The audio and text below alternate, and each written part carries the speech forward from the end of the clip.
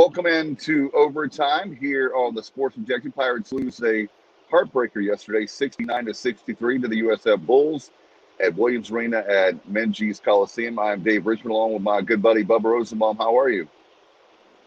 I'm doing well, Dave. It was certainly a disappointing performance. And like you said, 69-63.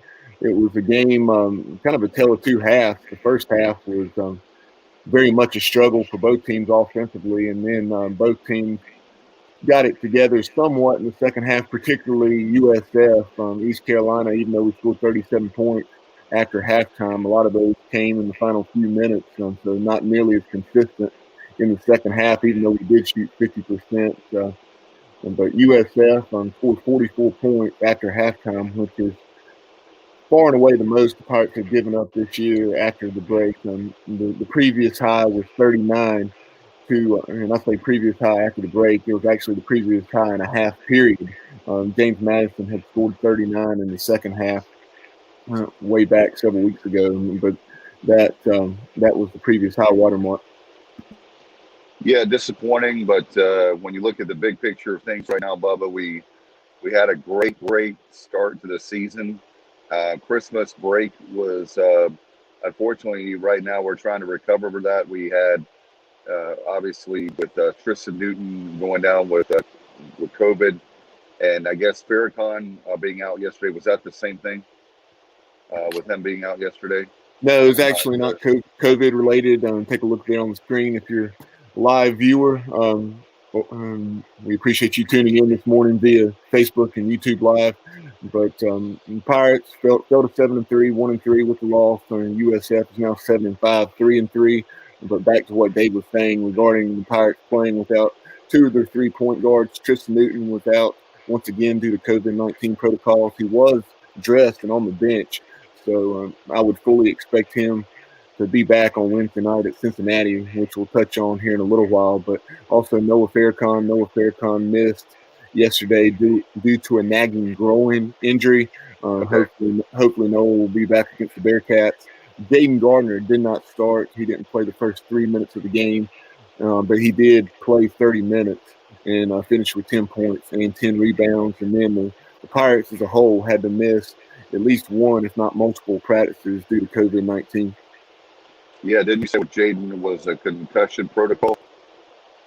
It was. Concussion protocol is the reason that Jaden had not practiced, and Coach Dooley said in the postgame, as you'll hear here in a few minutes, that if you do not practice, you do not start.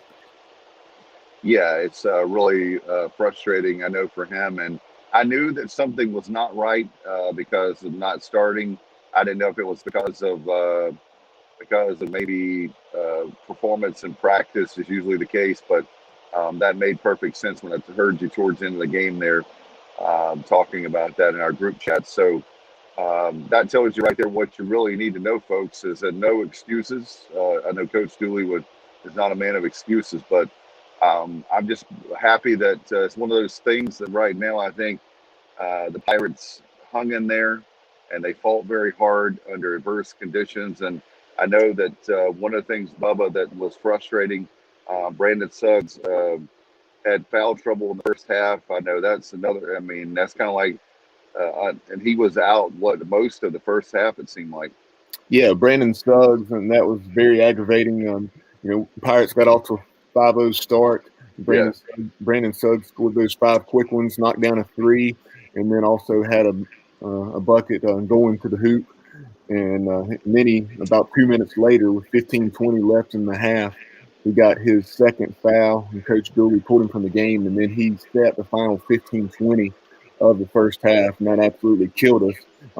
Somehow, we still managed to go into the break with a 26-25 lead after a seesaw first half, and then we started the second half very well, came out with a lot of energy, built a 5-point lead, and after having that, I want to say it was 32-27 lead, USF reeled off 11 quick ones, and we went from up 5 to down 6, and I think from that point on, it was largely all downhill. They built their lead to as many as 13 on a couple occasions. And then after that, we did slice it down to 4 and had 2 possessions there in the final 35 seconds of the game where we had the ball down 4 with a chance to cut it to 1 or 2, but couldn't take advantage. Yeah, there was just a frustration there that obviously when having those players out, Gardner's not 100%. Suggs gets in foul trouble. Again, it's no excuses. We're just stating facts that you wonder why, you lose by 6. And Bubba, we were talking about this stretch of the season here that we needed these games. The USF game felt like it was a 50-50 game. The Tulane is a 50-50 game. And you know how we were talking in football about Navy and Tulsa. I hope that we're not talking about those 2 games as a reason whether or not we're getting in a postseason kind of tournament. The good news is hopefully there's a lot more basketball, and I was frustrated for the kids because they've worked their tails off. Frustrated for the coaches. They've obviously worked their tails off since they got here 3 years ago. And but one thing I want to say, Bubba, you know how we've dealt with the football season with COVID. It looks like because there's more basketball games, and certainly coming up with baseball, we're just going to have to deal with this mess until everybody can get vaccinated and move on. And hopefully by late summer, before the football season for 21 for Coach Mike Houston, we won't have to be dealing with this or as much anymore. Yeah, for a moment, let me go on a bit of a soapbox. Johnny Gardner and I were talking after yesterday's game, and Okay. Combined, we've seen about 60 plus years of Pirate basketball. We're as frustrated as everybody else, and we understand Pirate Nation's frustration when you lose games and don't play well, like against Tulane and USF yesterday. But that being said, I think some perspective is necessary. I think with everything that's going on, and it's not making excuses, it's just reality. Right. With everything that's going on, and the fact that we're playing nowhere near our best, and we're still right there with the opportunity to win these games, I think that says something. Also, you have to keep in mind those guys that we're missing, particularly Tristan Newton, and everything he brings to the table. And I really think a lot of folks, I saw some discussion on social media, and you're going to have this no matter what. I'm not saying that, but you saw fans saying, "I just don't know if we can ever have a program down there," and that sort of thing. I just don't know that we're ever going to be any good in basketball. What has Coach Dooley proven? Well, you look at it. I mean, we were 6-0 in the non-conference, and that's one thing. That we beat the people that typically beat us. I mean, plain and simple. Yeah, we played 6 non-conference games as opposed to 12, but we won those games against the likes of UNC Wilmington, James Madison, etc. that we typically lose some of.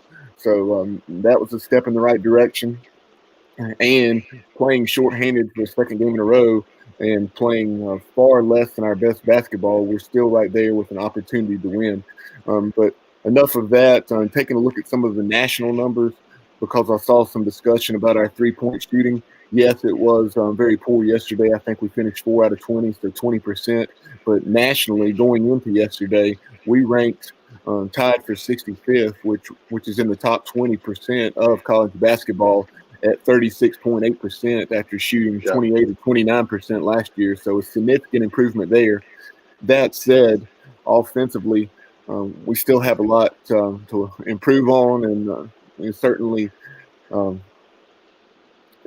a work in progress there. So I can see how somebody may think that three-point shooting, with the way it was yesterday, was nowhere near improved as what it is. But the fact is that we are a significantly better shooting team from three, but not finishing close to the basket, 195th in field goal percentage at just 43%. So those 2-point attempts have been the bigger issue, and then we're just 223rd in scoring offense at 70 points a game. So the offense needs to see a lot of improvement to go along with the defense that going into yesterday's game ranked 33rd nationally, 62 or 63 points a game.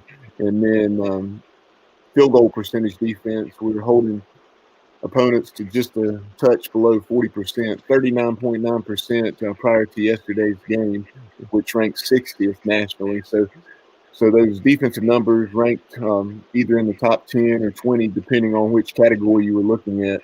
And I'd say top 10 to 20 10 to 20%, which is certainly where we need to be. Just we got to figure things out more on the offensive end. No question. And, Bubba, one of the things I was going to mention, I'm glad you brought all that up, is the very fact that Dennis chimes in. We'll get his comment up in just a second. But we, as far as the defensive side of the ball, that's something that Joe Dooley has worked really hard on. And I know our good buddy Jay Sunhalter was talking about in the broadcast yesterday with our friend Patrick Keenis, the very fact that about the defensive intensity. I mean, the defensive side of the ball has improved dramatically. One of the things that I can't stand is to see like a guy like watching a play happen instead of being there. They're on the court just watching the game, and guys are blowing by them. We've seen that happen even in Dooley's tenure, but it's starting to get to where they're playing hard-nosed, blue-collar defense, and it's nasty. Another thing that I love about Dooley is that, Bubba, did you notice where, and there in the first half, where they switched to it looked like a 2-3 zone. They went zone, probably because of foul trouble, I guess, and also the depth was an issue. So they switched over to zone.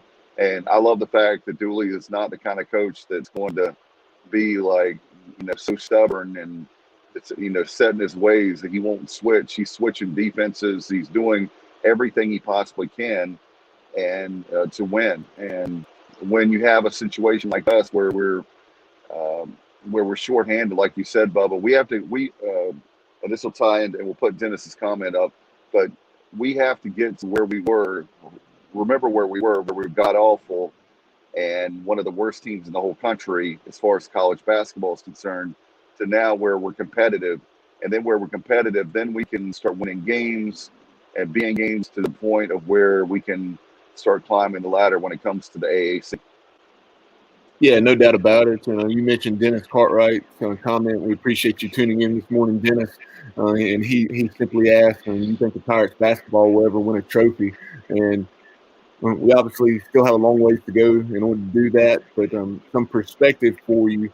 And this isn't saying that it can't be done. It's just saying, respect the building process that Coach Dooley and his staff have and the magnitude of what they're trying to do. Because, first of all, keep in mind that we're playing in the most difficult league when it comes to basketball that we've ever been in with the American Athletic Conference. This is a league that puts anywhere from 2 to 5 teams or 2 to 4 teams in on an annual basis. So that's the first thing you have to take into consideration. And then also, this is a program with East Carolina that, we've finished over 500 in conference play twice, maybe 3 times since 1974-75. So 45 years, and we've been above 500 in league play twice. And both of those records were 9-7. One of those was with Coach Dooley, his first time in the CAA, and then Jeff Lebo went 9-7 one year in Conference USA.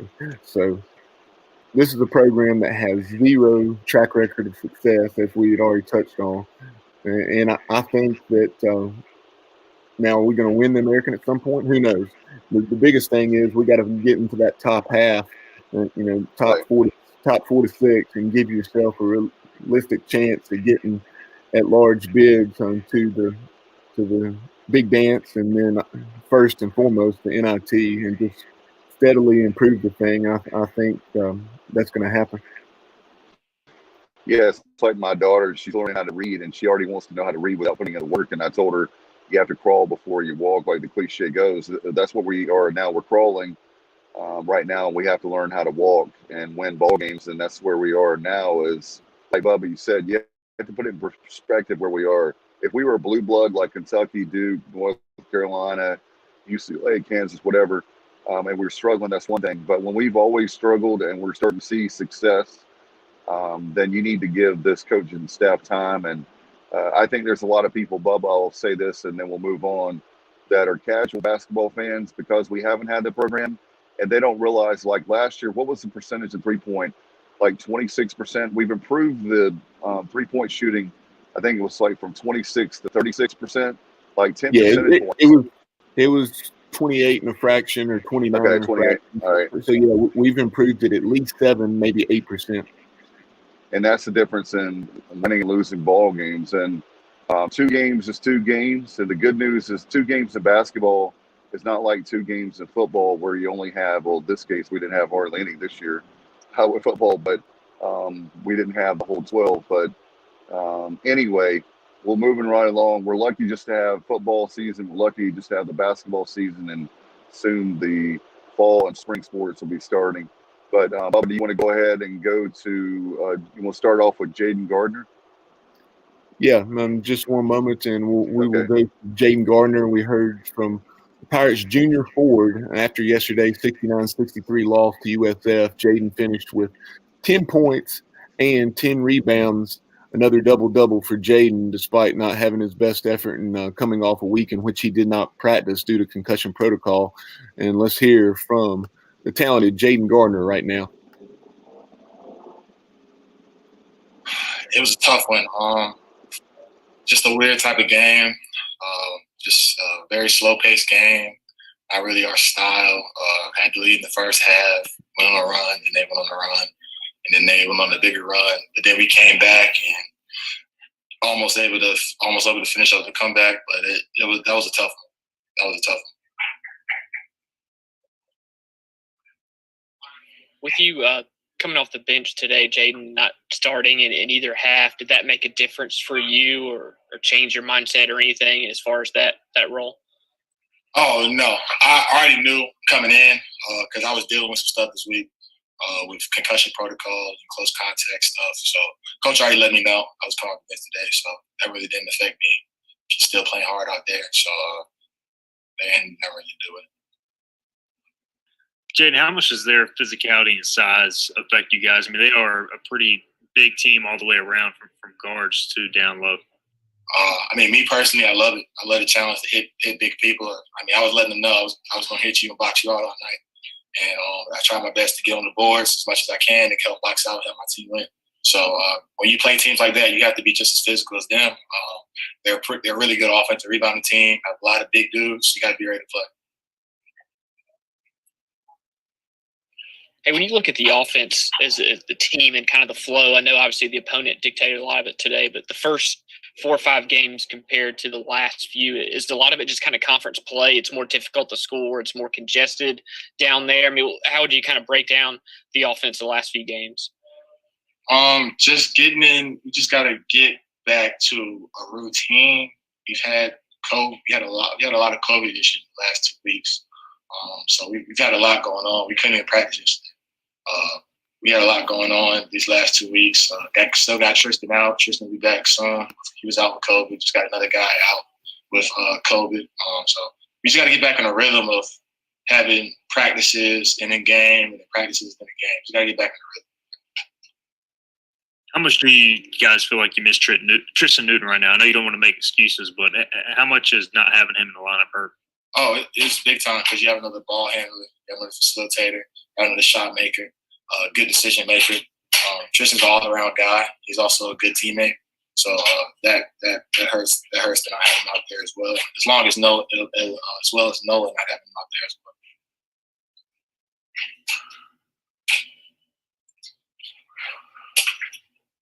Anybody else for Jaden? Al, you got to unmute yourself, Al. I'm sorry. Tremont had a great game, Jaden. Carried you offensively, really. Talk about that if you would. Tremont's a great player. He was reading the defense all night, and that's why we ran a lot of ball screen stuff so he can make a lot of quick decisions, and that's what he did. Tremont is a really good player downhill. He can get to the rim. He can shoot. He's a really great player, and I love playing with him. So the sky's the limit for him, and he had a great performance tonight. Jaden, can you just talk about the space between these games? I know you're dealing with some personnel absences and not playing regularly, and just talk about having to adjust to those circumstances. It's different. It's really different. It's hard and challenging at times, but we have to figure out a way to get through it because it's happening to everyone else in the country. So we just got to be able to lock in and get back to what we do. Thank you.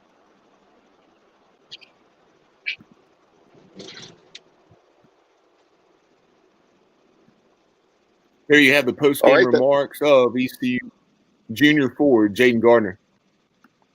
Yeah, thank you very much, Bubba. And certainly with him, let me say this too, Bubba. We'll move on to, I'll give you a chance for Coach Dooley, but all the people that are hating on, I see some people commenting about Jaden Gardner. There's nothing wrong with Jaden Gardner as far as this game is concerned. And I think it's great that we have other guys that are starting to step up where it's not just the Jaden Gardner show that scores, 30. He doesn't have to anymore. So um, we've been spoiled. I know, Bubba, you said that yesterday. We've been spoiled with Jaden playing like at a extremely high level, and we saw that he wasn't healthy. Yesterday it showed. So for all the people that are hating on Jaden, it's not a big percentage, I don't think. But you need to get off of that because obviously you don't know what's going on with the program and basketball as well. Yeah, Jaden Gardner. I think he's played in 72 games as a Pirate now, and he has scored in double figures in 65 of those, which is just absolutely insane. Now, did Jaden have his best game yesterday and against Tulane? Of course not. Jaden was 3 out of 9 yesterday, but despite not being at his best, and we do need him to be better, but I mean, the guy's going to have a bad game every now and then, and those have been few and far between. He does have to finish a little bit better, but the thing I like about Jaden Gardner is the way he plays through it, and he doesn't allow a bad game. You look at Tulane; he had not made a field goal that entire ball game, just had 2 free throws, and then he knocked down the 3 to bring us within. I guess it was 2 in the final 2 or 3 seconds to give us a chance to win if Tulane doesn't make their free throws. Yesterday he hadn't performed all that well as far as scoring, and then he makes a couple of plays where he puts us on his back and made excellent spin moves or other moves, taking the ball to the hoop, and resulted in a 3-point play. So Jaden Gardner, I think he'll be just fine, and I think we'll see him return to the way we've seen him more often than not here soon. No doubt, and he's a good kid, and also the very fact that we also need to give credit. The defensive units this year for the other teams, they've made a point to an emphasis, if you will, to take Jaden Gardner out. So it's up to us to, as far as a program, to make adjustments. It's also up to our team, the teammates. It's a team sport. Thank goodness, and for those other guys to which they have to step up. So that's what we're doing, and we'll get the as far as COVID protocols and all that. We'll just have to deal with that. If there's ever been a time, Bubba, I think I was going to say this, and then we'll move on to Dooley. If there's ever been a time for us to have next man up, I think this year in football and now basketball and certainly other sports, next man up or next woman up is definitely appropriate, don't you think? Yeah, no doubt about it. That's the case anytime, but especially in a season like this where you can have one or multiple guys out at the drop of a hat. You got to be ready when your number is called, and a guy that played much more than he had typically played this year. I think it was a season high in minutes was Miles James with Tristan Newton, Noah Farrakhan out, and then Brandon Suggs in foul trouble. Miles James, the 6'5" guard or swingman, he came in yesterday and played 17 minutes. No doubt about it, and we'll keep good to get for him to get some more playing time and certainly experience. And Bubba, are you ready to go with Coach Dooley? Yeah, when we had the post-game remarks after the Tulane game, Coach Dooley said, "Absolutely horrendous." Let's hear what he had to say about yesterday's 69-63 loss to the USF Bulls. Well, we got to give South Florida credit for that stretch to start the second half. I thought we had a decent enough start, and obviously Brown got on a little bit of a roll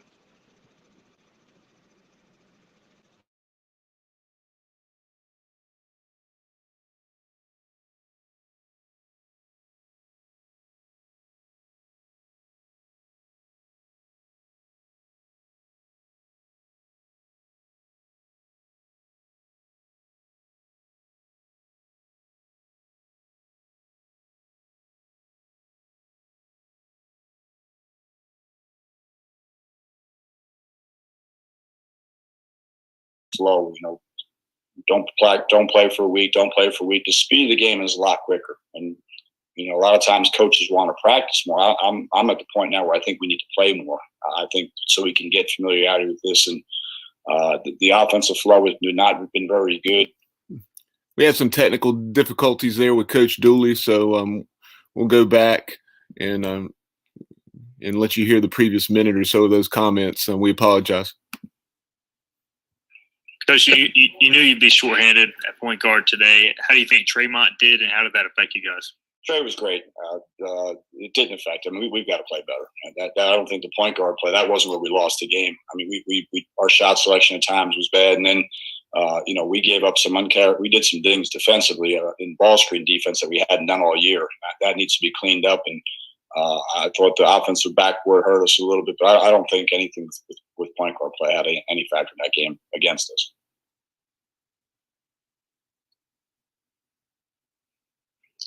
With the offense the last few games and not having Tristan out there, do you think that has messed with the flow at all, or bunches things up? And what do you see with Tristan? Can he come back at some point, or updated timeline at all with him? Hopefully we'll get him back here soon. I think that there's been I think we need some. I think like every other team, when you start playing, you want to get in a flow. We haven't gotten in a flow. Don't play for a week. Don't play for a week. The speed of the game is a lot quicker, and a lot of times coaches want to practice more. I'm at the point now where I think we need to play more. I think so we can get familiarity with this, and the offensive flow has not been very good. The ball's been stuck. We've not gotten downhill like we need to, and to tell you the truth, we've missed some open shots. I mean, we were 4 for 20 from three, although we did have a couple good looks, and then we've taken some untimely shots. We took some good shots that we missed, but we also took a couple where the whole bench is like, we haven't seen that. Where'd that shot come from? And you can't do that. Coach, you mentioned the shooting not being what you would like, but at least you were getting shots. The turnovers were down to 10 from 21 against Tulane, I think. Yeah, we didn't turn it over. I mean, and I thought we did some things, but the big thing is sometimes bad shots are the same as the turnover. I thought we charted ourselves as 1 for 8 or 1 for 9 from bad shots. So that's that goes from 11 turnovers to 20 turnovers, and then you factor in a couple other deals of scouting report mistakes, not paying attention to with tendencies of guys, a left-handed driver, don't let them go left, we let them go left. Those are things that are concentration deals, not ability deals. Jaden mentioned you guys, I don't think were able to practice yesterday, some COVID stuff. How much did that maybe play a factor? It does. I mean, we've got to be better. I mean, it's not ideal, but people are dealing with this every day, and we're not going to use those things as excuses because they, South Florida showed up, they played. If you're playing, not practicing like we like to yesterday has nothing to do with a lane violation or those type of deals. That has nothing to do with that. That's us paying attention. We got to do a better job of coaching and making sure they realize these things. You touched on it earlier, but it's kind of a low-scoring physical game like this, that shooting kind of spree that USF had at the start of the second half. I mean, that seems to make a big difference, really kind of impacted, especially a game of this pace. It did. I mean, against South Florida, their adjusted tempo is low, and it's usually a smaller possession game, which one thing like we talked about is we didn't turn it over. Now we had a couple possessions where there wasn't the smoothest, and I thought defensively again, I thought we did some good things. That one stretch of 3-point shots probably was the separator. I thought the guys did a good job late to get us back into the game. We were really in a bad spot, but Tremont did a great job getting downhill and getting to the free throw line and getting some baskets. But we also had some untimely we went through that stretch where they made those threes and we missed a couple free throws. We missed a layup and they make a three. Those are 5-point swings that we have to eliminate. I think Brown and Collins didn't score against Tulsa, and then they combined for 28 tonight. Just how big of a difference was that, especially Brown hitting those threes in the second half? Well, seniors, you would think with seniors they'd be a little aggravated with themselves the way they played against Tulsa. And it probably took a challenge. I'm sure Coach Gregory challenged them to play better, and they did. I mean, Collins was very good in the second half. Made 8 threes on the season. We make a mistake, go under a ball screen, he hits a three. Gets the other side of the floor, makes another three. So when you're seniors and you've done it before and you've seen it before, you play with some confidence, and they put their team on their back and won the game for them. Coach, there's all kind of adjustments during the pandemic, but obviously, or seemingly, it doesn't seem to be the same thing playing at home as maybe it would be if you had, Minges Coliseum filled up with supportive fans. Yeah, everybody's dealing with it. So it would be great to have fans in the stands.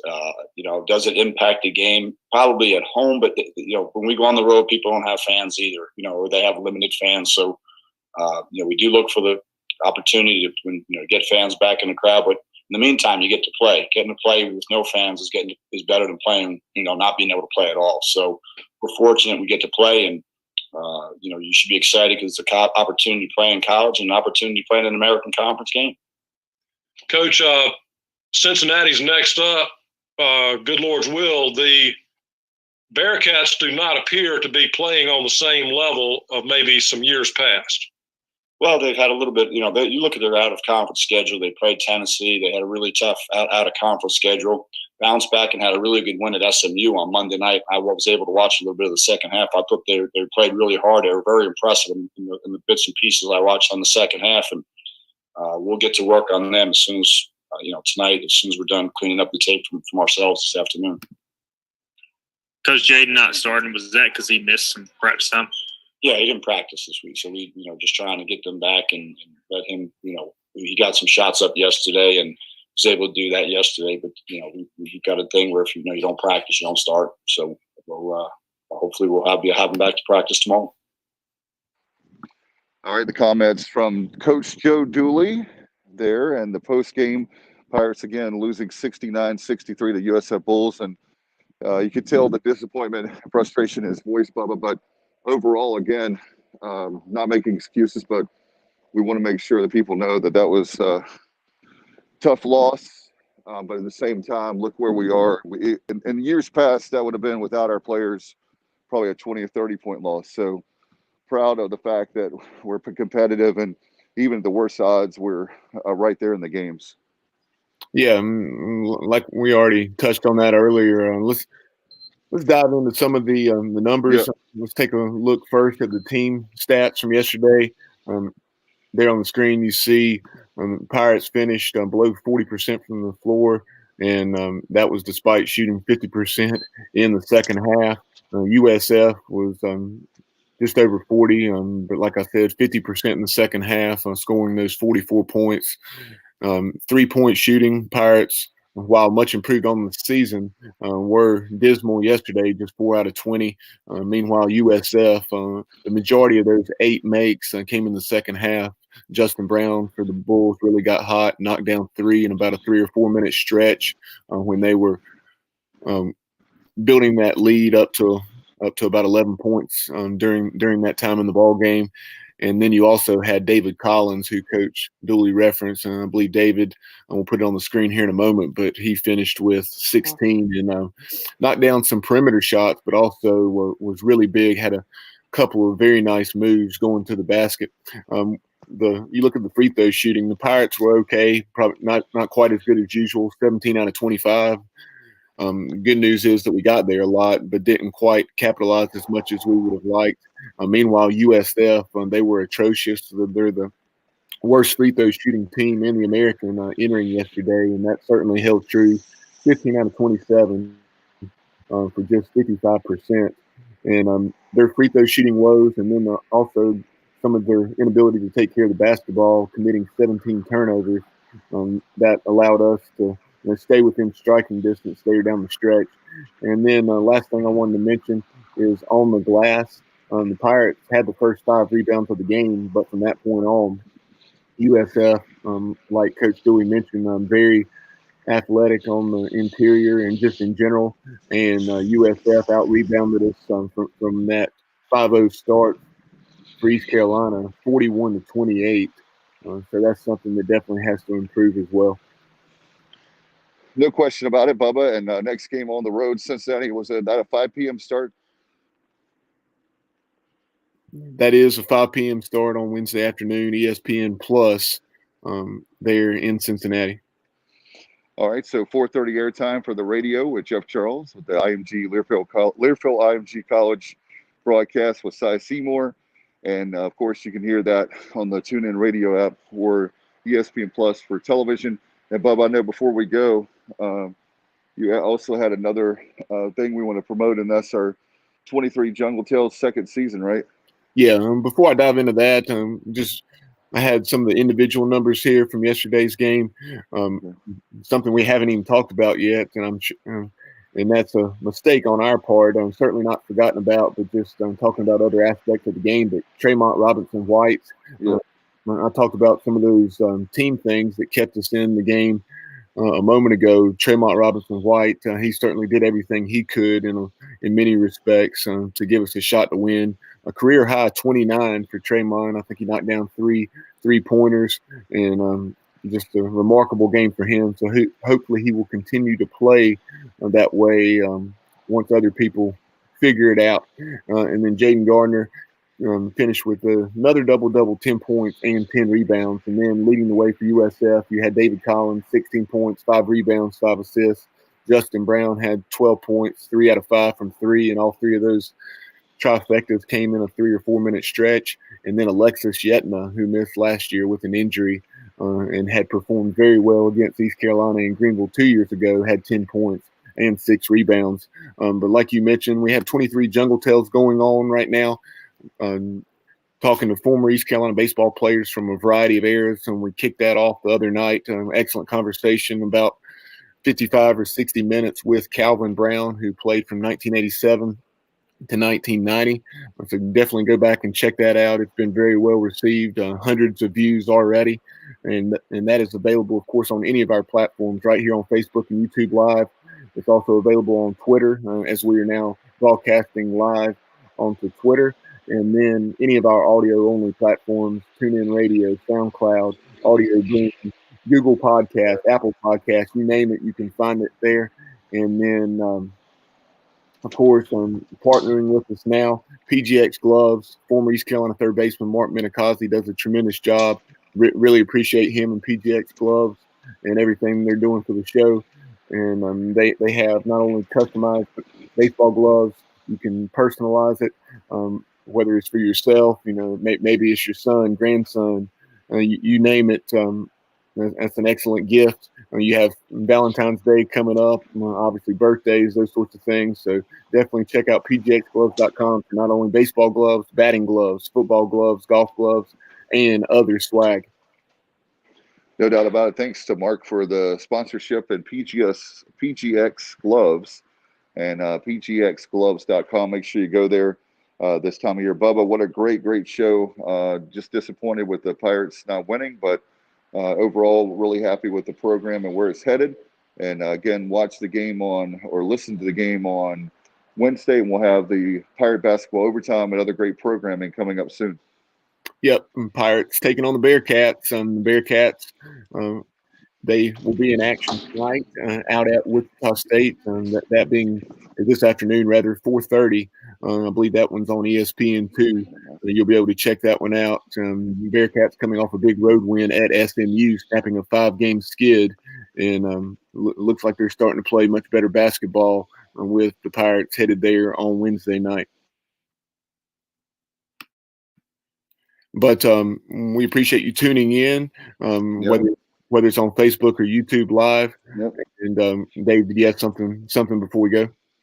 Yeah, I was just going to close it out. Appreciate you, Bubba, very much for all your hard work, and appreciate all that you're doing for behind the scenes for 23 Jungle Tales and the like, and for the show. And fans, till next time, appreciate you very much for listening and watching to Pirate Basketball Overtime here on the Sports Objective. And as always, go Pirates.